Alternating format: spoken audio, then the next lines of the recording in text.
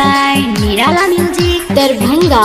गे केतनो दई छा तैयो मन नहीं भरै है गे केतनो दई छा तैयो मन नहीं भरै है गे छौरी चुमा फेन ले बहु गे आए कबेर यार ले बहु गे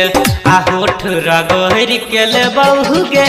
लिपि सकी कचाई के जे बहु गे गे छौरी चुमा फेन ले बहु गे आए कबेर यार ले बहु गे केतनो दई छा तैयो मन नहीं भरै है केतनो दई छा तैयो मन नहीं भरै है गे छौरी चुमा फेन ले बहु गे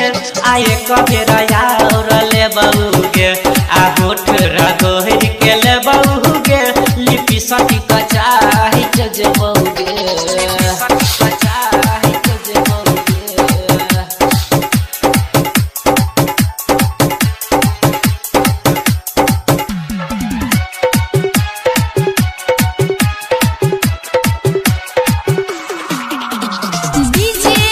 presented by Nirala Music Darbhanga। एक दिन तोरा घरे गेल रहियो आई हमारा घरे आ जई है एक दिन तोरा घरे गेल रहियो आई हमारा घरे आ जई है सखी के संगे ना आई है अकेले घरे आ जई है गे केतनो दई छा तैयो मन नहीं भरै है गे केतनो दई छा तैयो मन नहीं भरै है गे छौरी चुमा फेन ले बहु गे आए कबेर यार ले बहु गे होठ रगहर के ले बहु गे लिपि सकी कचाई के जे बहु गे